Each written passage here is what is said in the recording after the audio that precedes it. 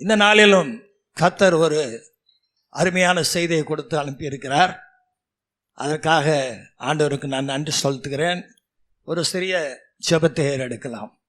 பரிசுத்த பிதாவே, எங்களை நேசிக்கிற நல்ல ஆண்டவரே, இந்த மாலை பொழுதுக்காக உமக்கு நன்றி செலுத்துகிறோம். இத்தனை மக்களை நீர் கூட்டி சேர்த்த தயவுக்காக ஸ்தோத்திரம். கிருபை பாராட்டுங்க ஆண்டவரே. இன்றைக்கு ராபோஜன பண்டிகை இருக்கிறது.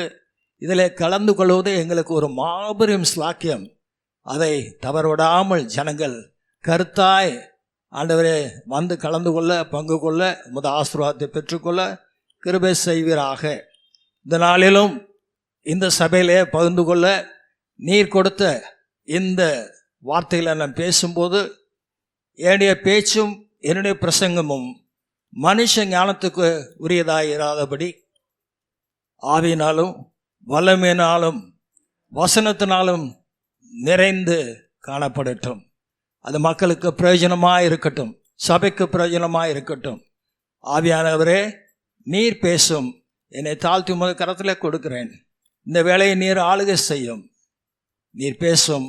கேட்க நாங்கள் அவளோடு காத்திருக்கிறோம். இயேசு நாமத்திலே ஜெபிக்கிறேன் பிதாவே, ஆமென், ஆமென். இன்றைய செய்தியின் தலைப்பு சிறிய பங்களிப்பு, a little contribution. ஒரு சிறிய பங்களிப்பு. சரியா? கர்த்தர் நம்மை மிகவும் ஆசீர்வதித்திருக்கிறார். அவருடைய ஜனமாக, அவருடைய பிள்ளைகளாக நம்மை தெரிந்தெடுத்திருக்கிறார். ஆமென். சத்தமாறு ஆமென். காலை தோறும் புது கிருபையால் நம்மை நிரப்புகிறார். ஹல்லேலூயா. நாம் நிர்மூலமாகாது இருப்பது அவருடைய கிருபையாக இருக்கிறது. ஹல்லேலூயா. தேவன் அன்பாகவே இருக்கிறபடியால் நாமும் அவரில் அன்பாக இருக்க கடமைப்பட்டுள்ளோம். ஹல்லேலூயா. நமக்காக தன்னையே ஜீவ பலியாக கல்வாரிலே கொடுத்தவருக்கு பதிலுக்கு நாம் ஏதாவது செய்கிறோமா? அதுதான் இன்னைக்கு நம்ம பேச போகிறோம். பெரிதாக இல்லை என்றாலும் ஒரு சிறிய பங்களிப்பாவது நாம் கொடுக்கிறோமா? நாம் யோசித்து பார்க்க வேண்டும். நமது பங்களிப்பு சிறிதாக இருந்தாலும் கர்த்தர் அதை கனப்படுத்துவார். பெரிய பங்களிப்பாக இருந்தால் அவர் உங்களை எடுத்து பயன்படுத்துகிறார் என்று அர்த்தம். ஹல்லேலூயா. வேதத்திலே சிறிய பங்களிப்பை கொடுத்த சிலரை பற்றி நாம் இப்பொழுது பார்க்க இருக்கிறோம். அவர்கள் அதனால் பெற்ற பலன் ஆச்சரியமான பெரிய விளைவுகளை உண்டாக்கியதும் நாம் பார்க்க போகிறோம். இதை நீங்கள் கவனமாக கேட்பீர்களானால், கவனிங்க, இதை நல்லா கவனித்து கேட்டீங்கன்னா நீங்களும் ஆண்டவருக்கு ஒரு பங்களிப்பை கொடுக்கணும்னு ஒரு முடிவு எடுக்கிறதுக்கு அது உதவியாக இருக்கும். அம்மா சிரிக்கிறாங்க. பங்களிப்பு கொடுக்கணும், எல்லாரும் பங்களிப்பு கொடுக்கணும். சரியா? ஆக கவனமாக கேளுங்க. ஒரு சில காரியங்கள் ரொம்ப சின்ன பங்களிப்பை பார்த்தீங்கன்னா ரொம்ப சின்னதாக இருக்கும். அதோடைய பலனை பார்த்தீங்கன்னா, அதோடைய விளைவை பார்த்தீங்கன்னா பெருசாக இருக்கும். அதை தான் நம்ம பார்க்க போகிறோம். முதலாவது நம்ம பார்க்க போகிறது 5 அப்பம் 2 மீன். எல்லாருக்கும் தெரிஞ்சது இல்லையா? அதனால் என்னுடைய நேரத்தை விரயமாக்காமல் அதே நேரத்தில் உங்களுக்கும் விளக்க வேண்டிய காரியங்களை நான் கவனமாக விளக்கி சொல்ல ஆசைப்படுகிறேன். யோவான் 6ஆம் அதிகாரத்திலே இந்த சம்பவம் சொல்லப்பட்டிருக்கிறது. நீங்கள் கவனிச்சா போதும். குறிப்பு எழுதுகிறவங்களுக்கு நான் வசனம் சொல்லுவேன். சரிங்களா? அப்போது அந்த யோவான் 6ஆம் அதிகாரத்தில் இந்த சம்பவம் சொல்லப்பட்டிருக்குது. அங்கே 3 நாள் ஆண்டவர் மக்களுக்கு போய்த்து கொண்டு இருக்கிறார். சரியா? தொடர்ந்து 3 நாள் மத்தேயு 5, 6, 7 அதிகாரங்களில் அதை சுருக்கமாக எழுதியிருக்கிறாங்க. ஓகே. அதில் 3 நாள் உட்காந்து கேட்டுட்டு இருந்த ஜனங்கள், நான் யோசிக்கிறேன், பசியே அவங்களுக்கு எடுக்கலன்னு நினைக்கிறேன். பசியை பற்றி அவங்க யோசிக்கவே இல்லை, சாப்பிட்றத பற்றி யோசிக்கவே இல்லை. ஏன்னா கர்த்தர் பேசிகிட்டு இருக்கிறாரு. அந்த ஆத்ம ஆகாரம் அவங்க சரீர தேவையை கூட மறந்து போக செஞ்சுருக்குமோன்னு நான் யோசிக்கிறேன். சரி, 3 நாள் எல்லாம் செய்தியை கேட்டாங்க, நல்ல வசனம் வாங்கிட்டாங்க. இப்போது அவங்க கலைஞ்சு அவங்க வீடுக்கு போகணும். அப்போ போகும்போது கர்த்தர் தான் யோசிக்கிறாரு, ஐயோ இவங்க அப்படி வெறும் வயிறாக போயிடக்கூடாது, பசியாக போயிடக்கூடாது, இவங்களுக்கு சாப்பாடு கொடுத்து அனுப்பணும் அப்படின்னு சொல்லி ஆண்டவர் யோசிக்கிறாரு. அப்போ சீஷர்லாம் மலைக்கிறாங்க, இவ்வளோ பெரிய கூட்டத்துக்கு எப்படி சாப்பாடு கொடுக்க முடியும்? சரியா, கிட்டத்தட்ட 20,000 பேர் வந்திருக்கிறாங்க, இவ்வளோ பேருக்கு எப்படி சாப்பாடு கொடுக்க முடியும்? நீங்களே கொடுங்கன்றாரு. ஆண்டவரே 200 பணத்துக்கு வாங்கி கொடுத்தாலும் இவ்வளோ பேர் கொடுக்க முடியுமான்னு சொல்லி தாங்குறாங்க. சரி, உங்கள்கிட்ட என்ன இருக்குது? உங்கள்கிட்ட என்ன இருக்குது? இங்கே தான் சிறிய பங்களிப்பு வருது. அந்திரேயா போய் தேடி பிடிச்சி ஒரு சின்ன பையன், அவங்க அம்மா வீட்டிலேருந்து அவனுக்கு சாப்பிட்றதுக்கு 5 அப்பமும் 2 மீனும், சின்ன பையனே அவ்வளோ சாப்பிடுவான் போல அந்த காலத்தில், அவனுக்கு கொடுத்து விட்டுருக்காங்க. அதை அவன் வந்து அந்திரேயா கேட்ட உடனே, தம்பி அதை குர்றா கொஞ்சம், நான் வந்து ஆண்டவர்கிட்ட கொண்டு போய் அதை காமிக்கணும்டா, அதை கொடுக்கணும்டா அப்படின்னு கொடுத்துட்டான் பாருங்க. நம்ம பிள்ளைங்க நினச்சேன், எங்கள் அம்மா கொடுத்தது நான் சாப்பிடணும்லே, நான் பசியாக இருக்கிறேன்லன்னு சொல்லுவான். அவன் கொடுத்துட்டான். கொடுத்த உடனே ஆண்டவர்கிட்ட போனவொடனே என்னாச்சு? அது என்னாச்சு? 5000 பேர் புருஷர்கள் மாத்திரம், அவங்க மனைவிமார் பிள்ளைங்க 2 பிள்ளைங்க ஆவரேஜாக வச்சாலும் 20,000 பேர் சாப்பிட்டாங்க. எப்படி சாப்பிட்டாங்க? மூக்கு முட்டுற வரைக்கும் சாப்பிட்டுட்டு. ஏன் மூக்கு முட்டுச்சுன்னு சொல்கிறேன்னா, அது சாப்பிட்டுட்டு மிச்சம் வச்சுட்டான் பாருங்க. அதே 12 கூட. கரங்களை உற்சாகம் தட்டுங்க, நீங்கள் தட்டிக்கிட்டே தான் இருக்கணும் கரங்களை. சரியா, சாப்பிட்டு மூக்கு முட்டை சாப்பிட்டுட்டு மிச்சம் இருக்கிற எடுத்தா 12 கூடையாம். அப்போ கர்த்தருடைய வல்லமையை பார்த்தீங்களா? இது எங்கேருந்து ஆரம்பிச்சதுங்க? இந்த 5 அப்பம் 2 மீன், ஒரு சிறிய பங்களிப்பு. சரியா, அப்போது அவ்வளோ பேருக்கு போஷிக்கப்படத்தக்கதான ஒரு காரியம் அங்கே நடந்தது நம்ம பார்க்குறோம். கர்த்தருக்கு அதே மாதிரி தான். நம்ம கொடுக்கும்போது எதுவாக இருந்தாலும் சரி, நீங்கள் கொடுக்கும்போது ஆண்டவர் அதை 30 மடங்கா 60 மடங்கா 100 மடங்கா உங்களுக்கு திருப்பி தருவார். நீங்கள் ஒரு காணிக்கை போட்டிங்கன்னா காணிக்கையிலே 30 மடங்கு 100 மடங்கு திரும்பி வரும்னு நீங்கள் எதிர்பார்க்கக்கூடாது. காசாகவே வரும்னு. அது எப்படி வேணாலும் வரலாம். உங்களுக்கு நல்ல ஒரு உத்தியோகம் கிடைக்கலாம், நல்ல சம்பாத்தியம் பெருகலாம், வருமானம் பெருகலாம், நல்ல வீடு கட்ட முடியலாம், நல்ல ஒரு குடும்பம் ஸ்தாபிக்கப்படலாம், பிள்ளையுடைய படிப்புக்கெல்லாம் ஈஸியாக அட்மிஷன் கிடைக்கலாம், செலவு இல்லாமல், மருத்துவ செலவு இல்லாமல் நீங்கள் காக்கப்படலாம். எத்தனையோ விதத்தில் உங்களுக்கு 100 மடங்காவது திருப்பி வரும்னு சொல்கிறவங்களாம் ஒரு ஆமன்னு சொல்லுங்க பார்ப்போம். அல்லேலூயா. சரி, வாங்குகிறவர்களை பார்க்கலும் கொடுக்கிறதே பாக்கியம்னு வேதம் சொல்லுது. இப்போ என்னுடைய ஒரு சின்ன சாட்சியை சொல்ல விரும்புகிறேன். நான் வந்து பெங்களூரில் இருக்கும்போது, அங்கே 1981 அங்கே வெயில் நேரத்துலேயே பயங்கரமாக நல்லா குளிர்ச்சியாக தான் இருக்கும் அந்த டைமில். இப்போ பெங்களூரு நம்ம ஊர் மாதிரி ஆகிப்போச்சு. சரியா, அப்போது அங்கே ஒரு சர்ச்சு, பெத்தேல்னு ஒரு சர்ச்சுக்கு போவேன். இந்த மாதிரி சபை தான். ஓகே, அங்கே ஒரு 30-40 குடும்பங்கள் தான் இருக்கிறாங்க. கர்த்தர் அழகாக ஃபேன்லாம் போட வச்சுருக்கிறாரு நம்ம சபையில். அங்கே பாஸ்டர் தலைக்கு மேலே கூட ஒரு ஃபேன் கிடையாது. சரியா, ஒரு ஃபேன் கிடையாது. கிட்ட மாதத்தில் வந்து வருஷத்தில் வந்து ஒரு 9 மாதம் 10 மாதம் பிரச்சனை இருக்காது. அந்த ஹாட் சம்மரில் மட்டும் அந்த ஃபேன் இல்லாமல் இருக்கிற கொஞ்சம் புழுக்கமாக இருக்கும். அந்த பாஸ்டரோட உடல் பாகு வந்து பயங்கரமாக வேர்ப்பார். அவர் சும்மாவே வேர்ப்பார். அதில் பயங்கரமாக அவருக்கு வேர்க்கும். தொப்பையாக நனைஞ்சிருவார். பாவமாக இருக்கும். அதுலேயும் உற்சாகமாக அவர் தன்னுடைய ஊழியத்தை செய்வார். எனக்கு ப்ரமோஷன் ஆகி பெங்களூர்லேருந்து நான் தூத்துக்குடிக்கு ட்ரான்ஸ்ஃபர் ஆகி போகிறேன். நான் வீட்டில் ஒரு ஃபேன் வச்சுருந்தேன். அந்த காலத்தில் கைத்தான்னு ஒரு ஃபேன் இருக்கும், உங்களுக்கெல்லாம் தெரிஞ்சிருக்கும். அந்த ஃபேனு அழகாக ஒயிட் கலரு, நல்ல ஒரு ரெட்டு ஒரு பார்டர் இருக்கும். அந்த டிஸ்கில் சத்தம் இல்லாமல் ஓடும். அது ஓடுறதே அழகாக இருக்கும். கீழே படுத்துட்டு பார்த்தீங்கன்னா அதை ரசிக்கலாம். அவ்வளோ அழகாக ஓடிக்கிட்டு இருக்கும். என்கிட்ட இருந்து அது ஒரு சீலிங் ஃபேன் தான்.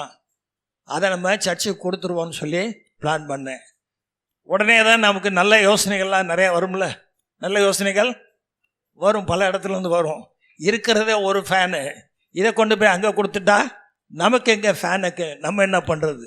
நான் சொன்னேன், நம்மளுக்கு ப்ரொமோஷன் ஆகிப்போச்சு, இனிமேல் இருக்க போகிறது பூரா கம்பெனி குவார்ட்டர்ஸில் இருக்க போகிறோம், பங்களாக்கள் இருக்க போகிறோம். அதனால் நமக்கு சொந்த ஃபேன் வேண்டான்னு சொல்லி ஃபேனை கொடுத்துட்டேன் சர்ச்சுக்கு.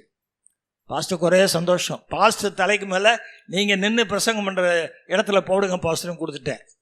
நீங்கள் வந்துட்டோம், தூத்துக்குடிக்கு வந்துட்டோம். சரி, எனக்கு ஒரு அலாட் பண்ணியிருக்க அந்த வீட்டை போய் காமிக்கிறாங்க, இதான் நீங்கள் இருக்க போகிறது அப்படின்னு சொல்லி நான் முதல் வேலையாக நுழைஞ்சு அந்த வீட்டில் எத்தனை ரூம் இருக்குது, எத்தனை ஃபேன் இருக்குதுன்னு பார்க்குறது தான் முதல் வேலை. நுழைஞ்சு பார்த்தேன், எத்தனை ரூம் இருந்திருக்குன்னு நினைக்கிறீங்க? 4 5 13 ரூமு. கையை தட்டுங்களேன். 13 ரூமு, 12 ஃபேனு. அவங்க அந்த காலத்தில் ஒரு சின்ன பூஜார மாதிரி கட்டியிருந்தாங்க, அதுக்கு மட்டும் ஃபேன் இல்லை, மற்ற எல்லாத்துக்கும் 12 ஃபேன். கொடுத்தது என்னுடைய பங்களிப்பு 1 ஃபேனு. ஆண்டவர் கொடுத்தது 12 சத்தமாக சொல்லுங்களேன். 12 ஃபேன் நிறைவாக கொடுத்துட்டார். அதே மாதிரி இப்போ தூத்துக்குடியிலேருந்து 4.5 வருஷம் முடிச்சுட்டு மதுரைக்கு வர்றேன். என்கிட்ட ஒரு ஸ்கூட்டர் இருந்தது. அங்கே ஒரு பெத்தேல் சர்ச்சு போய்ட்டு, அங்கே ஒரு ஏஜி சர்ச்சுக்கு போய்ட்டு இருந்தேன். அந்த பாஸ்டரும் கடுமையான ஒரு உழைப்பாளி. அவர் ஒரு பழைய ஸ்கூட்டர் தான் வச்சுருந்தார். ஆனால் ஆஃபீஸில் உள்ள ஸ்டாஃபுக்கு யூஸ் பண்ணுறதுக்கு ஒரு ஸ்கூட்டரும் கிடையாது. அப்போ அங்கேருந்து இங்கே வர்றேன். எனக்கு கம்பெனியில் ரிட்டையர் ஆகும்போது ஒரு கார் கொடுத்தாங்க. அந்த காரை ஒரு சூழ்நிலைக்காரமாக விற்றுட்டேன். இப்போ மதுரையில் என்கிட்ட கார் கிடையாது. மதுரைக்கு வந்தால் வீடு இருந்தது, மதுரைக்கு வரணும். இப்போ ஸ்கூட்டர் எடுத்து தான் நான் வரணும். பார்த்தேன், இந்த ஸ்கூட்டரை சர்ச்சுக்கு கொடுத்துருவோன்னு சொல்லி சர்ச்சுக்கு கொடுத்தாச்சு. அல்லேலூயா. சர்ச்சு ஆஃபீஸுக்கு கொடுத்தாச்சு, அது யூஸுக்கு இருக்கட்டும்னு. இங்கே வரும்போது ஆண்டவர் என் மகன் மனசில் பேசி, டாடி இத்தனை வருஷம் பெரிய பதவியில் இருந்துட்டு எங்கே போனாலும் காரு, எங்கே போனாலும் ஏரோப்ளைனும் இருந்தவர், இப்போ வர்றாரு ஒரு ஸ்கூட்டரையும் கொடுத்துட்டு வந்துட்டாரு அப்படின்னு சொல்லி மனசில் பேசி, நான் மதுரையில் இறங்குறேன். அவன் ஒரு காரை வாங்கி, எங்களுக்கு சொந்த காரை வாங்கி என்னை காரில் கூட்டு போனான். நான் வீட்டுக்கு நான் கொடுத்தது 2 வீலர், கர்த்தர் கொடுத்தது 4 வீலர்.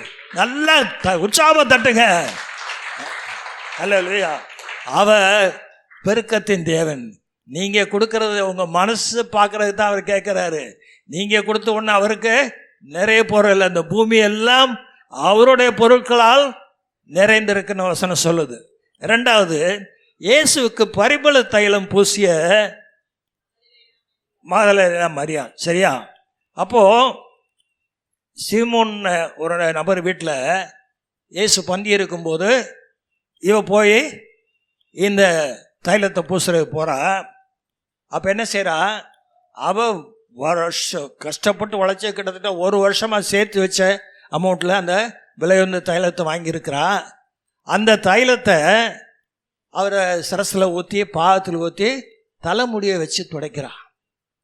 அதை என்ன செஞ்சா, தைலம் ஊற்றுனா தன்னுடைய முடியை வச்சு அவருடைய பாதத்தை துடைக்கிறா. ஒரு சின்ன காரியம் செய்ய முடியுமா, முடியாதா? முடியும், முடிஞ்சால் செஞ்சுருக்கா.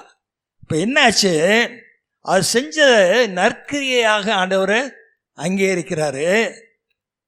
வசனம் சொல்லுது, நீங்கள் எதை செய்தாலும் மனப்பூர்வமாய் செய்யுங்கள், கர்த்தருக்கென்று செய்யுங்கள், மனப்பூர்வமாய் செய்யுங்கள்னு வசனம் சொல்லுது. இப்போ இவ செஞ்ச அந்த ஒரு சின்ன காரியம் எப்படி ஆயிடுச்சுன்னா, இந்த பரிசுத்த வேதாகமத்தில் அது எழுதப்பட்டிருக்கு. ஆண்டவர் சொல்கிறாரு மத்தேயு 26:13, இந்த சுவிசேஷம் எங்கே எங்கே பிரசங்கிக்கப்படுமோ அங்கெல்லாம் இவ செஞ்சது சொல்லப்படும். இப்போ மரியாள் பாருங்க, இது எங்கெங்கே பிரசங்கிக்கப்படுதோ அங்கெல்லாம் அவளுடைய கிரியை நினைவு கூறப்படுது. கரங்களை உற்சாகமாக தட்டி சின்ன பங்களிப்பு. சரியா? 3வதாக, இயேசுவின் தாயாகிய மரியாள், அவங்ககிட்ட ஒரு கல்யாணத்துக்கு போயிருக்காங்க கானா ஊரில். ஏசப்பாவும் கூப்பிட்டுருக்காங்க, அவரும் போயிருக்கிறாரு. அங்கே என்ன ஆயிடுச்சு, திராட்சை ரசம் குறையப்பட்டு போச்சு. அம்மா அதை தெரிஞ்ச உடனே ஏசப்பாட்ட மகனே திராட்சை ரசம் இல்லை, குறையப்பட்டு போச்சு அப்படின்னு சொல்கிறாங்க. ஆண்டவர் சொல்கிறார், என்னுடைய வேலை இன்னும் வரலன்னு சொன்னார். சரி, ரைட்டு. இவங்க அதுக்கு மேலே அவர்கிட்ட போய் கேட்க முடியல. ஆனால் வேலைக்காரங்களை பார்த்து ஒரு வார்த்தை சொன்னாங்க. என்ன சொன்னாங்க? அவர் என்ன சொல்கிறாரோ அதன்படி செய்யுங்க. அவங்க கான்ட்ரிபியூஷனு பிரச்சனையை ஏசப்பாட்டை கொண்டு போனாங்க. அல்லேலூயா. இது ஜெபத்தையும் விண்ணப்பத்தையும் அடையாளப்படுத்துகிற ஒரு காரியம். முதல்ல நமக்கு பிரச்சனைன்னா அங்கேயும் இங்கேயும் ஓடி போய் செவுத்துல முட்டி பேசாமல் ஆண்டவர்கிட்ட போய் அந்த பிரச்சனையை சொல்லிட்டீங்கன்னா அவர் உங்களுக்கு விடுதலைக்கான வழியை காண்பிப்பார். அல்லேலூயா. ஸோ முதல் காரியம் என்ன செய்கிறாங்க? ஏசப்பாட்ட சொல்கிறாங்க. அடுத்த பங்களிப்பு என்ன?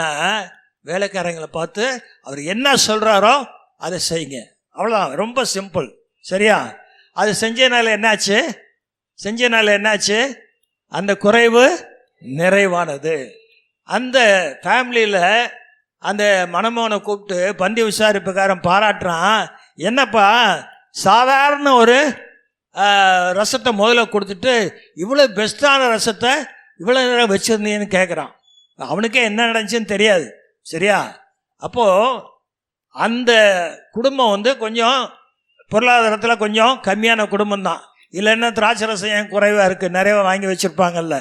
அப்போ என்ன ஆகுதுன்னா, நல்ல பேரையும் அவங்க எடுத்துக்கிட்டாங்க, பெஸ்ட்டான ரசம் கொடுத்தீங்கன்னு சொல்லி. அந்த ரசம் கடைசி ஒரு 1-2 பந்திக்கு வேணால் ஷார்ட்டேஜ் ஆகிருக்கும். ஒரு வாளி 2 வாளி இருந்தால் போகுமா இருக்கும். ஆனால் 6 கற்சாடியில் ஒவ்வொரு கற்சாடியும் 2-3 குடம், கிட்டத்தட்ட 18 குடம் ரசம். அதில் 2 குடம் போனாலும் 16 குடம் பெஸ்ட்டு ரசம் அங்கே மீதமாக இருக்குது. 12 கூட மீதம் எடுத்த மாதிரி அங்கே ரசம் மீதமாக இருக்குது. அந்த பெஸ்ட்டு ரசத்தை வந்தவங்கெல்லாம் எனக்கு கொடுப்பா, நான் எவ்வளோ நாளும் காசு கொடுத்து வாங்கிட்டு போயிருந்தாலும் அவங்களுடைய பொருளாதார தேவையும் சந்திக்கப்பட்டிருக்கணும். நான் யோசித்து பார்க்குறேன். இக்கட்டில் எங்களுக்கு உதவி செய்யும் கர்த்தாவேன்னு சங்கீதக்காரன் சொல்கிறான். 108:12 ஆண்டவர் என்ன சொல்கிறார்? 50:15 ஆபத்து காலத்தில் நீ என்னை நோக்கி கூப்பிடு, நான் உன்னை விடுவிப்பேன், நீ என்னை மகிமைப்படுத்துவாய். அல்லேலூயா. அப்போது இங்கே பார்த்தீங்கன்னா நம்ம விண்ணப்பத்தை ஆண்டவர்கிட்ட வைக்கும்போது அவர் சொல்கிறபடி நாம் செய்யும்போது பலத்த ஒரு அற்புதம் நடக்கிறது. இந்த மரியாளுடைய பங்களிப்பு ஆண்டவர்கிட்ட போய் சொன்னதும் அடுத்தாப்புல வேலைக்காரங்களை பார்த்து அவர் என்ன சொல்கிறாரோ அது செய்யுங்க, இவ்வளோதான். ஆனால் இங்கே ஒரு திருமண வீட்டில் ஒரு மகிமையான காரியம், ஆண்டவர் முதலாவது அற்புதத்தை அங்கே தான் ஏற்றினார். அல்லேலூயா. கரங்களை உற்சாகமாக தட்டுங்களேன். அல்லேலூயா, ஸ்தோத்திரம். 4வதாக நாகமானின் வேலைக்கார சிறுமி. இந்த நாகமானின் வேலைக்கார சிறுமி யாரும் மைக் வச்சிருக்கலாம், வாசிக்கிறீங்களா? 2 ராஜாக்கள் 5, சீக்கிரம் வாசிக்கணும். 471 பக்கம், 471, முதல் 3 வசனம். படைத்தலைவனாகிய நாகமான் என்பவன் ஆண்டவனிடத்தில் பெரிய மனுஷனும் எண்ணிக்கை உள்ளவனுமாய் இருந்தான். அவனை கொண்டு கர்த்தர் சீரியாவுக்கு ரட்சிப்பை கட்டளையிட்டார். மகா பராக்கிரமசாலியாகிய அவனோ குஷ்டரோகியாய் இருந்தான். சீரியாவில் இருந்து தண்டுகள் புறப்பட்டு இஸ்ரவேல் தேசத்திலிருந்து ஒரு சிறு பெண்ணை சிறைப்பிடித்து கொண்டு வந்திருந்தார்கள். அவள் நாகமானின் மனைவிக்கு பணிவிடை செய்து கொண்டிருந்தாள். அவள் தன் நாச்சியாரை பார்த்து, என் ஆண்டவன் சமாரியாவில் இருக்கிற தீர்க்கதரிசி இடத்தில் போவாரானால் நலமாயிருக்கும், அவர் இவருடைய குஷ்டரோகத்தை நீக்கி விடுவார் என்றார். அப்போது சீரிய தளபதி அவன் பெரிய ஒரு படை தளபதி, அவன் குஷ்டரோகியா இருக்கிறான். எவ்வளோ ஒரு சிரமமாக இருக்கும் பாருங்க. குஷ்டரோகத்தை வச்சுட்டு அவன் பொசிஷனில் இருந்து ஆட்களை வேலை வாங்க முடியுமா? ராஜா சமூகத்தில் போய் நிற்க முடியுமா? ஆனால் செய்யணும், வேறு வழி இல்லை. எவ்வளோ சங்கடப்பட்டிருப்பான். இப்போ அவன் வீட்டில் இவன் அடிமையாக பிடிச்சிட்டு வந்த ஒரு பிள்ளை, சின்ன பிள்ளை தான். அது என்ன சொல்லுது? எஜமானிகிட்ட போய், நம்ம எஜமானர் ஏன்னா இவர்கிட்ட தீர்க்கதரிசிட்ட போனால் சரியாயிரும், ஒரு சின்ன பங்களிப்பு. அவளுக்கு தெரிஞ்சிருக்காது அவர் கர்த்தருடைய மனுஷன், தேவ மனுஷன், அங்கே போனால் அவர் சுகத்தை கொடுத்துருவார்னு நினச்சி அந்த எஜமாட்டிகிட்ட போய் சொல்கிறான். அவ்வளோதான் அவன் சொன்னான். இவர் போகிறாரு. இவர் போய் அங்கே தீர்க்கதரிசியை பார்த்த உடனே அவர் தன்னை தொட்டு தடவி சுகம் கொடுப்பார் நினச்சாரு. ஆனால் அப்படி எதுவும் நடக்கலை. அவர் வேலைக்காரன் மூலமாக சொல்லி விட்டாரு, நீ போய் யோர்தானில் 7 தடவை முழுகுன்னு சொல்லிட்டார். இவருக்கு படைத்தலைப்புக்கு பயங்கர கோபம். எங்கள் ஊரில் என்ன ஆறு இல்லையா, அங்கெல்லாம் நாங்கள் முழுக மாட்டோமா, இங்கே வந்து சொல்லணும்னு சொல்லி வேண்டான்னு முறைச்சிட்டு போகிற மாதிரி இருந்தார். சரியா? அப்போ அங்கே வேலைக்காரங்க சொன்னாங்க, அவங்களோட கான்ட்ரிபியூஷன் ஒரு சின்ன கான்ட்ரிபியூஷன் தான். ஐயா, பொண்ணு வெள்ளி பெரிய உடைமைகள் கேட்டிருந்தா கூட நீங்கள் கொடுத்துருப்பீங்களே. என்ன சொன்னார், அவங்கள ஆற்றுல முங்கியலுங்கன்னா அது செஞ்சிட வேண்டியதானே அப்படின்னு சொன்னால் நான் போய் செஞ்ச உடனே சிறு பிள்ளையின் மாம்சத்தை போல அவடைய மாம்சம் மாறி போனது, குஷ்டரோகம் நீங்கி போனது. இதுக்கு அடிப்படை காரணம் யாருங்க? அந்த சின்ன பெண்ணு எஜமான் வந்து போகட்டும் தீர்க்கதரிசியை போய் பார்க்கட்டும்னு சொல்லி அனுப்பிச்சதுக்கு இவ்வளோ பெரிய ஒரு நன்மை நடந்திருக்கு. சரியா? இப்போ நிச்சயமாக நாகமான் முழு சுகத்தோடு திரும்பி வரும்போது அந்த பிள்ளையை பார்த்து எப்படி பாராட்டியிருப்பான், அவளுக்கு எவ்வளோ பரிசளித்திருப்பான். அது என்ன சொல்லியிருப்பான், கொஞ்சத்தில் நீ உண்மையாக இருந்தாய் அநேகத்தின் மேல் உன்னை அதிகாரியாக வைப்பேன், அல்லது உன் எஜமானுடைய சந்தோஷத்துக்குள் நீ பிரவேசி என்று சொல்லியிருப்பான். ஹல்லேலூயா. பாருங்க, நான் அப்போ அவர் ஆண்டவர் வந்து வார்த்தையை அனுப்பி குணமாக்குகிற தேவன். பாருங்கள், இந்த பிள்ளை மூலமாக நீ போய் தீர்க்கதரிசியை பார், அதான் அங்கே வார்த்தை. சரியா? அப்போது அவளுக்கு இன்னொரு வசனமும் யாக்கோபு 4:17 சொல்லியிருக்கபடி, நன்மை செய்ய அறிந்திருக்கும் போது அதை செய்யாமல் இருப்பது பாவம். சரியா? அப்போது அது ஒரு நன்மை அவள் செஞ்சா, அதன் நிமித்தமாக இவருக்கு ஒரு பெரிய காரியம் நடந்தது. நான் வந்து என்னுடைய சாட்சி அப்போலோவில் வந்து நான் அட்மிட் ஆகிருந்தேன். அப்போ நானும் வந்து பயங்கரமான ஒரு நிலைமையில் இருந்தப்ப கர்த்தர் எனக்கு சங்கீதம் 23:4 வார்த்தையை கொடுத்தார். மரணத்திலையும் பள்ளத்தாக்கில் நடந்தாலும் பொல்லாப்புக்கு பயப்படேன், தேவரீர் என்னோட கொடு. அந்த ஒரு வார்த்தை என்னை அவ்வளவா பலப்படுத்துச்சு. அதே போல் அங்கே ஒரு சின்ன பங்களிப்பு நான் கொடுத்தது சொல்லணும்னு நினைக்கிறேன். ஒரு பணிப்பெண்ணு அந்த அப்போலோ யூனிஃபார்ம்லாம் போட்டுட்டு ஒரு அம்மா கூட்டி பெருக்கிட்டு இருக்காங்க. அவங்க வந்து அப்போ காலையில் ஒருவோட வருவாங்க, சாயந்தரோட வந்து எல்லாத்தையும் பெருக்கி சுத்தம் பண்ணுவாங்க. அது வரும்போது வந்து அவங்க ஒரு குப்பையை வந்து குனிஞ்சி எடுக்கும்போது ஏசப்பான்னு சொல்லிட்டு எடுத்தது நான் கேட்டேன். அப்போ இந்த அம்மா வந்து ஒரு கிறிஸ்தவங்களை இருப்பாங்கன்னு நினச்சி அவங்கள கூப்பிட்டு நான் பேசினேன். ஆமையா, நான் கிறிஸ்தவ தான், ஆண்டவர் வந்து நான் 4ஆம் கிளாஸ் தான் ஏன் படிச்சிருக்கிறேன், மாடு மேய்ச்சிக்கிட்டு இருந்தேன், ஆண்டவர் எனக்கு இவ்வளோ பெரிய ஹாஸ்பிட்டலில் யூனிஃபார்ம்லாம் கொடுத்து எனக்கு 9,000 ரூபா சம்பளம், ஆண்டவர் என்னை உயர்த்தி வச்சிருக்கிறாரு அப்படின்னு சொல்லி ஆண்டவருடைய நாமத்தை உயர்த்தி சொன்னாங்க. அப்போ நான் சொன்னேன், ஆண்டவர் உங்களை உயர்த்துற சந்தோஷம், ஏன்னா அவர் அப்படி தான் உயர்த்தி தான் வைப்பார். இப்போது உங்களை இங்கே ஏன் வச்சுருக்காருன்னா, இங்கே நோயாளிகள் நொம்பலப்பட்டு இருக்கிற இடம், வருத்தப்பட்டு கண்ணீர் விடுற இடம், இந்த இடத்துல உங்களை ஊழியம் செய்யும்படியாக வச்சுருக்கிறாரு அப்படின்னு சொன்னேன். அப்படியாயா அப்படின்னு சொல்லிட்டு இன்னொரு சின்ன காரியம் சொன்னேன். அந்த அம்மா வந்து எனக்கு சொல்லிட்டு எனக்கு ஜெபம் பண்ணுங்கன்னு சொன்னேன். எனக்கு ஜெபம் பண்ணுங்கன்னா, ஐயா நானா ஜெபிக்க அப்படின்னு. ஆமாம் ஜெபம் பண்ணுங்க அப்படின்னேன். சரின்னு எடுத்து முக்காடை போட்டாங்க. நான் கண்ணை மூடினேன். ஒரு நிமிஷம் ஆச்சு, 2 நிமிஷம் ஆச்சு, அரவத்தையே காணோம், சத்தத்தையே காணோம். ஒருவேளைக்கு நமக்கு ஜெபிக்க தெரியாதோ, நம்ம கேட்டுட்டோமோ அப்படின்னு நினச்சி பார்த்து கண்ணை மெதுவாக திறந்து பார்த்தா அவங்க அந்நிய பாஷையில் பேசிகிட்டு இருக்கிறாங்க. சரியா? பேசிட்டு அதுக்கப்புறம் நல்லா ஒரு அருமையான ஜெபம் பண்ணி விட்டாங்க. சரி ரைட்டு. நான் படுக்கையில் தான் இருக்கிறேன். 5ஆம் நாள் தொடர்ந்து படுத்துக்கிட்டே இருக்கிறேன். அடுத்த நாள் 6ஆம் நாள் காலையில் வர்றாங்க. அப்போ தான் என்னை வந்து நர்ஸு தூக்கி உட்கார வச்சுருக்குறாங்க. உட்காந்துருக்கிறேன். நம்ம என்னை பார்த்தோன்னா ஒரே சந்தோஷம். ஐயா என்ன எந்திரிச்சு உட்காந்துட்டீங்க, சிறிய பங்களிப்பை கவனிங்க. நான் சொன்னேன், நேற்று நீங்கள் ஜெபிச்சிங்களம்மா, ஆண்டவர் என்னை எழுப்பி உட்கார வச்சிட்டாரு. அல்லேலூயா. அவ்வளோதான். சொல்லிட்டு என்ன சொன்னேன், நீங்கள் இங்கே இருக்கிற ஆட்களுக்கெல்லாம் ஜெபிக்கிறத ஆண்டவர் உங்களை வச்சுருக்காரு சொன்னேன். ஆண்டவருக்கு நன்றி சொல்லிட்டு உடனே போய் அங்கே இருக்க அடுத்த பேஷண்ட் ஜெபிக்க ஆரம்பிச்சிட்டாங்க. அல்லேலூயா. அவங்க ஊழியம் எங்கே ஸ்டார்ட் ஆச்சு? ஒரே ஒரு வார்த்தை, ஆண்டவர் உங்களை அதுக்கு தான் வச்சுருக்காரு, நேற்று நீங்கள் ஜெபிச்சிங்க நான் எந்திரிச்சேன்னு தான் சொன்னேன். உடனே அவங்க ஊழியம் ஸ்டார்ட் ஆயிடுச்சு. தொடர்ந்து அதை செஞ்சுட்டு இருப்பாங்க நான் விசுவாசிக்கிறேன். ஏன்னா ரொம்ப வைராக்கியமான ஒரு பெண்மணி அவங்க. 5வது சமாரிய ஸ்திரீ. அந்த சம்பவம் நமக்கு தெரியும், யோவான் 4 இருக்குது. ஆண்டவர் கிணத்தண்டையில் உட்காந்துருக்கிறாரு. சமாரிய ஸ்திரீ வர்றாங்க, வாளியோட குடத்தோட வர்றாங்க. ஆண்டவர் தாகமாக இருக்கிறாரு, பயங்கரமான அலைச்சல், வெயில் நேரம், தாகத்துக்கு தான் கேட்குறாரு. நீங்கள் என்ன யூதனாக இருந்து ஏன்ட்ட போய் கேட்குறீங்கன்னு சொல்கிறாங்க. இதெல்லாம் விலைக்கு சொல்ல நேரம் இல்லை.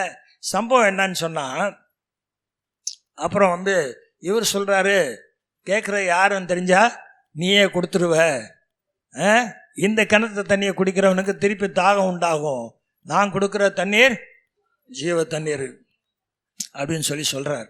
அப்போது சரி உன் புருஷனை கூட்டு வா அப்படின்னு சொல்கிறாரு. அப்போது அந்த அம்மாவுடைய சரித்திரத்தை சொல்கிறார். அந்த அம்மா கண்டுபிடிச்சி இவர் சாதாரண ஆள் கிடையாது. அந்த அம்மாவுடைய பங்களிப்பு என்னன்னா, கிராமத்துக்குள்ளே போய் ஒருத்தர் என்னுடைய காரியம் பூரா சொல்கிறாரு, அவர் கிறிஸ்துதானு பாருங்கன்னு சொல்லி முழு கிராமத்தை கூட்டு வந்துருச்சு. அல்லேலூயா. கரங்களை தட்டுங்களேன், கரங்களை தட்டுங்க. போய் எனக்கு இப்படி ஒருத்தர் சொன்னார், அவர் கிறிஸ்துவா தான் இருக்கணும், அதனால நீங்கள் பாருங்கன்னு கிராமத்தையே கூட்டு வந்துச்சு. அவ்வளோ பேர் வந்துட்டான். ஏன்னா வந்தது மாத்திரமல்ல, ஆண்டவரே இவரை பார்த்தோன்னே, இவர்கிட்ட பேசின உடனே அவங்களுக்கு ஒரு இம்ப்ரெஷன் வந்துருச்சு, நீங்கள் ஒரு 2 நாளாவது எங்கள் கூட தங்கணும்னு சொல்லி கூப்பிட்டு போயிட்டாங்க. இந்த 2 நாள் இவர் பிரசங்க விடுவாரா? இவர் போதிச்ச போகனே இல்லை. இப்போ சொல்கிறாங்க அந்த பிள்ளையை பார்த்து, நீ சொல்லி நாங்கள் அவரை பார்க்க வந்தோம், இப்போ நாங்களே அவர் வாய்ப்பட கேட்டுட்டோம், அவர் மெய்யான கிறிஸ்து தான் அப்படின்னு சொல்லி ஒரு கிராமமே அவரை ஏற்றுக்கொள்ளும்படியான ஒரு பங்களிப்பு. என்ன செஞ்சா? போய் சொன்னான். அல்லேலூயா. போய் சொன்னான், பாருங்கன்னு சொன்னான். அவ்வளோதான். சரியா? அப்போது நம்ம அது மாதிரி நமக்கு ஆண்டவர் செய்திருக்கிற நன்மைகளை சொல்கிறோமா? அதான் பாயிண்ட். சொல்கிறோமா? மற்றவங்களுக்கு சொல்கிறோம். எல்லாரும் சொல்கிறோமா? சொல்கிறவங்க தலையாட்டுறீங்க. எல்லாரும் சொல்கிறோமா? சொல்கிறதுக்கு நிறைய தயக்கம்லாம் இருக்குல்ல, தயங்கவே வேணாம். நீங்கள் சொன்னீங்கன்னா அவரை மகிமைப்படுத்துறீங்கன்னு அர்த்தம். அல்லேலூயா. சரி, அடுத்தாப்புல ஒரு கலசம் தண்ணீர். மத்தேயு 10:42 வாசிங்கம்மா சீக்கிரம். 10:42. சீஷன் என்ன நாமத்தின் நிமித்தம் சிறியரில் ஒருவனுக்கு ஒரு கலசம் தண்ணீர் மாத்திரம் குடிக்க கொடுக்கிறவனும் தன் பலனை அடையாமற் போகான் என்று மெய்யாகவே உங்களுக்கு சொல்லுகிறேன் என்றார். பாருங்க, ஒரு ஊழியக்காரனுக்கு ஒரு கலசம் தண்ணி கொடுத்தா அதுக்கு கூட பலன் இருக்குன்னு ஆண்டவர் சொல்றாரு. அல்லேலூயா. அப்போ எலியாவின் கரங்களுக்கு அவர் சாப்பிட்டுட்டு கை கழுவுறதுக்கு தண்ணி ஊற்றினாராம். எலிசா தண்ணி ஊற்றினால கை கழுவுறதுக்கு. அவருக்கு கிடைச்ச பலன் என்ன? எலியா வானத்துக்கு எடுத்துக்கொள்ளப்படும் போது அவருடைய சால்வை எலிசாவின் மேல் விழுந்தது, ரெட்டிப்பான வரம். அல்லேலூயா. கரங்களை உற்சாகமாக தட்டி கை கழுவுறதுக்கு தண்ணி ஊற்றினால். ஒரு பெரிய ஊழியக்காரர் சொல்லுவார், அவர் அவருடைய சூட்கேஸ் அல்ல பேகு, அவர் வேகமாக எங்கேயாவது ஊழியத்துக்கு புறப்பட்டு போகும்போது அதை தூக்கிட்டு போகிறவனு கூட ஒரு பெரிய ஆசீர்வாதம் இருந்திருக்கு, கிடைக்கப்பட்டிருக்கான்னு சொல்லி ஒரு சாட்சியை ஒரு முறை நான் கேட்டேன். அப்போது 1 தீமோத்தேயு 5:17 வாசிங்க. 1 தீமோத்தேயு 5:17. சீக்கிரம், நேரம் ஆகுது. நன்றாய் விசாரணை செய்கிற மூப்பர்களை விசேஷமாக திருவசனத்திலும் உபதேசத்திலும் பிரயாசப்படுபவர்களை இரட்டிப்பான கணத்திற்கு பாத்திரராக எண்ண வேண்டும். உபதேசத்தில் திருவசனத்தில் நடத்துகிற யார்? உங்களை போதகர் நடத்துகிறார். அல்லேலூயா. போதகர் நடத்துகிறாரு, ஊழியக்காரங்க நடத்துகிறாங்க. அவங்கள நீங்கள் என்ன செய்யணுமா?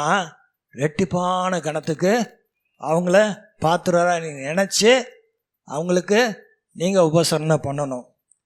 ஊழியக்காரன் வரும்போது ஊழியக்காரனை ஏற்றுக்கொள்ளுங்கள், அவங்கள உபசரியுங்கள், அவங்களுக்கு பணிவிடை செய்யுங்கள். என்னென்ன வகையில் உதவி செய்ய முடியுமோ அந்த எல்லா உதவியிலும் நீங்கள் செய்யுங்க.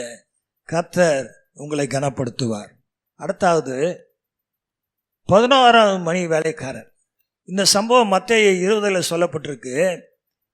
ஒரு எஜமான், திராட்சை தோட்டத்து எஜமான் காலையில் அதிகாலையில் போய் என் தோட்டத்துக்கு வேலைக்கு வாங்கன்னு கூப்பிட்றாரு. ஒரு சிலர் வர்றாங்க. திருப்பி 9 மணிக்கு போய் கூப்பிட்றாரு, ஒரு சிலர் வர்றாங்க. திருப்பி 12 மணிக்கு போய் கூப்பிட்றாரு, ஒரு சிலர் வர்றாங்க. 3 மணிக்கு போய் கூப்பிட்றாரு, ஒரு சிலர் வர்றாங்க. இப்போ 6 மணியோட வேலை முடியுது. இப்போ சாயந்தரம் 5 மணி ஆகுது. இப்பயும் போய் நிற்கிறாரு. அங்கேயும் ஒரு சிலர் வேலைக்கு வர்றாங்க. நீங்கள் வாங்க, நியாயமான கூலி உங்களுக்கும் கிடைக்குன்னு சொல்கிறாரு. வந்து ஆனால் கூலி கொடுக்க ஆரம்பிக்கும் போது எப்படி இருந்து ஆரம்பிக்கிறாரு? கடைசியில் வந்தவன்ல இருந்து ஆரம்பிக்கிறார். முதல்ல பேசினவருக்கு ஒரு பணம் கொடுக்குறேன்னு சொல்லி தான், ஒரு 500 வச்சுக்கோமே, 500 கொடுக்குறேன்னு சொல்லி தான் கூப்பிட்டு வந்தது. இப்போ கடைசி 1 மணி நேரம் வேலை பார்த்தவனுக்கும் 500 கொடுக்குறாரு. அப்போ முதல்ல வந்தவங்க, எர்லியராக வந்தவங்களாம் என்ன வச்சுக்கிறாங்க? அவனுக்கே 500னா நம்ம காலையிலேருந்து வேலை பார்த்துருக்கோம், இத்தனை மணி நேரம் வேலை பார்த்துருக்கோம், நமக்கு அவ்வளோ கிடைக்கும்னு சொல்லி. ஆனால் அவனுக்கும் 500 தான். அப்போ முதலாளி வஞ்சனை பண்ணிட்டாரா? இல்லை. எப்படி இல்லைன்னு சொல்கிறேன்? அவர் பேசின கூலியே 500 தான். எப்போ போய் கூப்பிட்டாரோ, நீங்கள் வாங்க 500 தரேன்னு சொல்லி தான் கூப்பிட்டு வந்தார், அதை கொடுத்தாரு.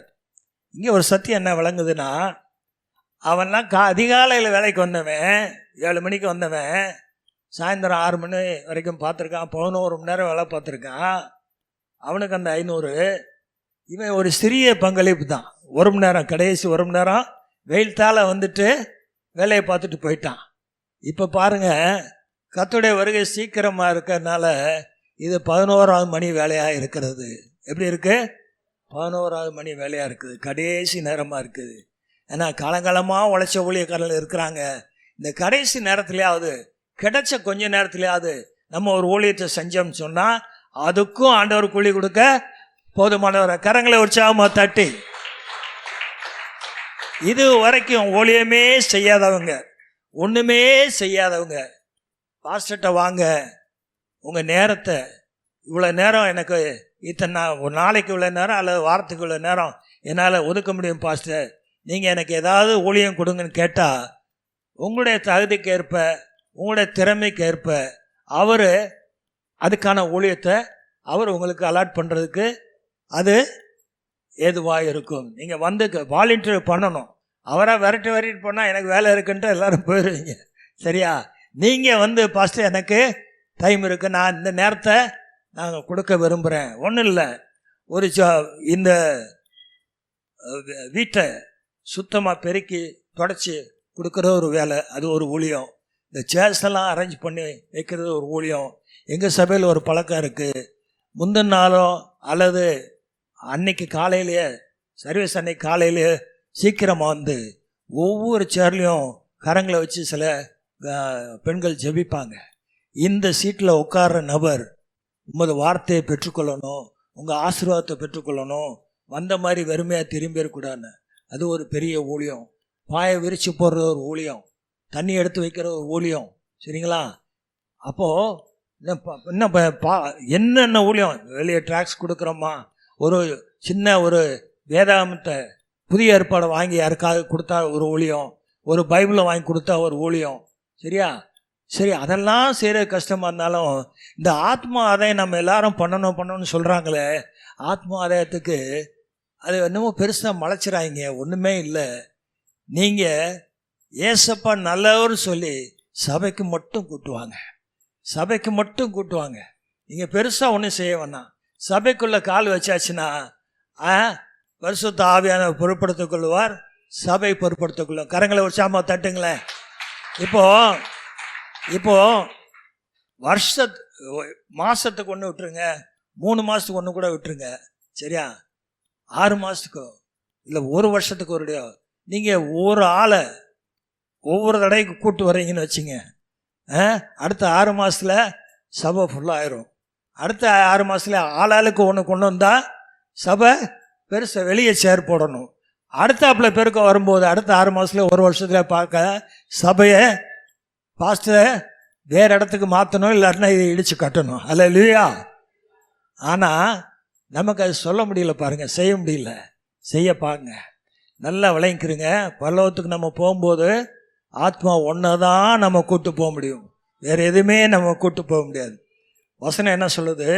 ஒருவன் எனக்கு ஊழியம் செய்தால் பிதாவானவர் அவனை கனம் பண்ணுவான்னு சொல்றது. யாக்கோபு 5:20 சொல்லுது, தப்பி போன மார்க்கத்தை நின்று பாவியை திருப்புகிறவன் ஒரு ஆத்மாவை மரணத்தினின்று ரட்சித்து திரளான பாவங்களை மூடுவான் என்று அறிய கடவுள்னு சொல்லுது. பரலோகத்தில் ஒரு பாவி மனம் திரும்பும்போது மிகுந்த சந்தோஷம் உண்டாகுதான். என்ன சந்தோஷம்? மிகுந்த சந்தோஷம். ஒரு பாவியின் நிமித்தமாக லூக்கா 15:7 பார்க்குறோம். கடைசியாக ஒரே ஒரு நபர், அந்திரேயா. அந்திரேயா இயேசுவை முதலே ஏற்றுக்கொண்டார். அவருடைய சிறிய பங்களிப்பு என்னன்னா, பேதுருவை கிறிஸ்துவ வந்து பாருன்னு கூப்பிட்டு வரான். ஆண்டவரை வந்து பாருன்னு கூப்பிட்டான். அவ்வளோதான் அவன் செஞ்சான். ஆனால் பேதுரு யாருங்க? பிரதான அப்போஸ்தலன். ஒரே பிரசங்கத்தில் 3000 பேர் 5000 பேர் ரட்சிக்கப்பட அவர் ஊழியம் செய்தவர். துர்கால மறுத்து போன துர்கால எழுப்பினாரு. புறஜாதியா இருக்க சுவிசேஷத்தை அறிவிக்கிற பொறுப்பு அவர் ஏற்றுக்கொண்டார். 2 நிருபங்களை எழுதியிருக்கிறார். பேதுருவின் நிழல் பட்டா கூட ஆட்கள் சுகமாயிருக்கிறாங்க. அந்த அளவுக்கு ஆண்டவர் பயன்படுத்தத்தக்க ஒரு பாத்திரமாக மாறினார். சிறிய பங்களிப்பு கொடுத்தது யாரு சொல்லுங்க? அந்திரேயா. ஒன்றும் இல்லை, ஏசிட்ட கூட்டு வந்து விட்டா. அது மாதிரி நீங்கள் உங்கள் பங்களிப்பு சபைக்கு கூட்டுட்டு வந்து விடுங்க. ஆவியானவர் பொறுப்படுத்திக் கொள்ளுவார், சபை பொறுப்படுத்திக் கொள்ளும். அறுவடை ரொம்ப அதிகமாக இருக்குது, ரொம்ப அதிகமாக இருக்குது. அறுவடைன்னா என்ன? ஆண்டவர் அறியாத மக்களை அவருக்காக நம்ம பிரித்து கொண்டு வர்றது தான் அறுவடை. சபை கொண்டு வந்து சேர்க்கறது தான் அறுவடை. ஒரு பாடல் கர்த்தர் எனக்கு கிருபையாய் கொடுத்த பாடல் ஒன்றை பாடி நான் நிறைவு செய்ய விரும்புகிறேன். அறுவடையோ மிகுதே ஆட்களோ கொஞ்சம், அறுவடையோ மிகுதே ஆட்களோ கொஞ்சம், அங்கலாக்கிறார் ஆண்டவர், அங்கலாக்கிறார் ஆண்டவர், அங்கலாக்கிறார் ஆண்டவர், அங்கலாக்கிறார் ஆண்டவர். வலை வலையாய் மீன் பிடித்த பேதுரு அலை அலையாய் மக்கள் பிடித்தானே, வலை வலையாய் மீன் பிடித்த பேதுரு அலை அலையாய் மக்கள் பிடித்தானே, மனந்திரும்பும் பாவியின் நிமித்தமே பரலோகில் சந்தோஷமே ஏகுதே. ஓ, மனந்திரும்பும் பாவியின் நிமித்தமே பரலோகில் சந்தோஷமே ஏகுதே. அறுவடையோ மிகுதி ஆட்களோ கொஞ்சம், அறுவடையோ மிகுதி ஆட்களோ கொஞ்சம், அங்கலாக்கிறார் ஆண்டவர், அங்கலாக்கிறார் ஆண்டவர், அங்கலாக்கிறார் ஆண்டவர், அங்கலாக்கிறார் ஆண்டவர். கர்ஜிக்கிற சிங்கம் போல் வகை தேடி சுற்றி அலைகிறனே சாத்தானே, கர்ஜிக்கிற சிங்கம் போல் வகை தேடி சுற்றி அலைகிறனே சாத்தானே, அவன் வலையில் விழுவது பாவமே, எடுத்து நின்றாலே மோட்சமே. ஓ, அவன் வலையில் விழுவது பாவமே, எடுத்து நின்றாலே மோட்சமே. அறுவடையோ மிகுதி ஆட்களோ கொஞ்சம், அறுவடையோ மிகுதி ஆட்களோ கொஞ்சம், அங்கலாக்கிறார் ஆண்டவர், அங்கலாக்கிறார் ஆண்டவர்,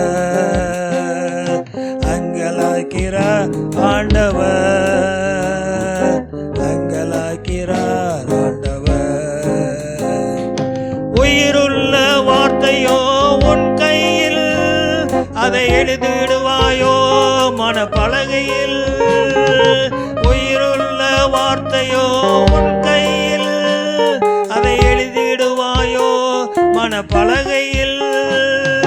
அறிவிப்பாயோ அவ வார்த்தையை, நாடிடுவாயோ அவ கிருபையை, நாடிடுவாயோ அவ கிருபையை.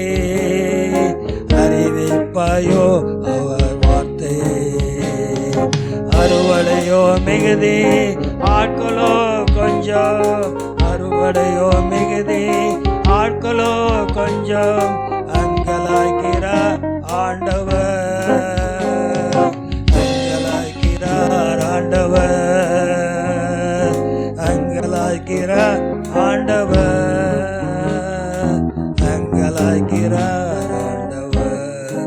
நல்ல பிதாவே, அருமையான செய்தியை ஆண்டவரே நீர் கொடுத்த வண்ணமாக மக்களுக்கு நான் சொல்லியிருக்கிறேன். அப்பா, மக்கள் உள்ளங்களிலே கிரியை செய்யுங்க. அறுவடை மிகுதி, ஆட்களோ கொஞ்சம். நாங்கள் யாரார் ஆண்டவரே ஊழியத்துக்காக நான் ஏதாவது பங்களிப்பை கொடுக்க விரும்புகிறேன் என்று வாஞ்சிக்கிறார்களோ, உள்ளத்திலே வாஞ்சியை எழுப்பித்தாரும் ஆண்டவரே. போதருக்கு அவர்கள் உதவியாக இருந்து இந்த ஊழியம் வளர உதவி செய்யட்டும். ஊழியம் செய்கிறவனை பிதாவானவர் கனப்படுத்துவார் என்று சொல்லியிருக்கிறேன். அதற்காக கோடி ஸ்தோத்திரம். மக்களை எல்லாம் ஆசீர்வதித்து நிறைவாக ஆசீர்வதித்து அனுப்பும் இயேசு நாமத்திலே பிதாவே. ஆமென்.